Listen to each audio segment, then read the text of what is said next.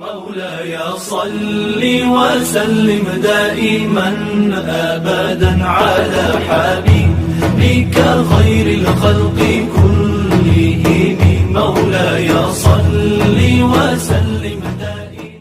Assalamualaikum warahmatullahi wabarakatuh. Alhamdulillahirabbil alamin. Allahumma shalli ala nabiyyina Muhammadin wa ala alihi wa sahbihi ajma'in, amma ba'du. Rabbi shrah li sadri wa yassir li amri wahlul 'uqdatam min lisani yafqahu qawli. Anak-anakku yang dirahmati oleh Allah Subhanahu wa taala, puji syukur marilah senantiasa kita panjatkan kepada Allah yang telah melimpahkan rahmat dan nikmatnya kepada kita semua. Salawat dan salam mudah-mudahan senantiasa Allah sampaikan pada junjungan Nabi besar kita Muhammad Sallallahu Alaihi Wasallam. Bagaimana kabar kalian semuanya? Saya berharap kalian dalam keadaan sehat walafiat. Amin ya rabbal alamin. Baiklah, pada pertemuan kedua ini di bab 9 kita akan melanjutkan pembahasan kita mengenai sopan santun dan rasa malu. Oleh karena itu, selamat mengikuti pelajaran kali ini. Mudah-mudahan kita diberikan ilmu yang bermanfaat oleh Allah Subhanahu wa taala. Amin ya rabbal alamin. Baiklah anak-anakku yang berbahagia, pada pertemuan kedua di bab 9 ini kita akan membahas mengenai sopan santun dan rasa malu. Baiklah anak-anakku yang dirahmati Allah Subhanahu wa taala, kita masuk kepada materi, yaitu mengenai pengertian santun. Secara etimologis, sopan santun berasal dari dua kata, yaitu kata sopan dan santun. Sopan artinya hormat, sedangkan santun artinya halus dan baik. Secara istilah, santun adalah berkata lemah lembut serta bertingkah laku halus dan baik. Kesantunan seseorang akan terlihat dari ucapan dan tingkah lakunya. Ucapannya lemah lembut, tingkah lakunya halus, serta menjaga perasaan orang lain. Dalil tentang sifat santun. Yang pertama adalah Quran surah Al-Baqarah ayat 83. Artinya, dan ingatlah ketika kamu mengambil janji dari Bani Israel, janganlah kamu menyembah selain Allah, dan berbuat baiklah kepada kedua orang tua, kerabat, anak-anak yatim, dan orang-orang miskin, dan bertutur katalah yang baik kepada manusia. Laksanakanlah salat dan tunaikanlah zakat. Tetapi kemudian kamu berpaling mengingkari kecuali sebagian kecil dari kamu, dan kamu masih menjadi pembangkang.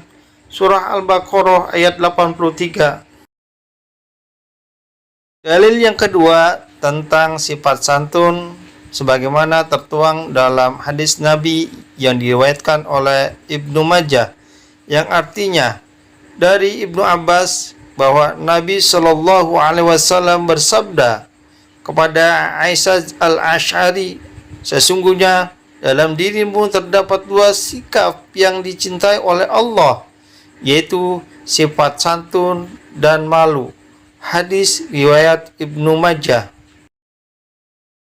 Anak-anakku yang berbahagia yang dimuliakan Allah Subhanahu wa taala, bahwa berperilaku santun sebagai implementasi dari pemahaman Quran surah Al-Baqarah ayat 83 dapat kita terapkan dalam kehidupan sehari-hari, yaitu sikap sopan dan santun juga harus ditunjukkan dalam pergaulan di masyarakat.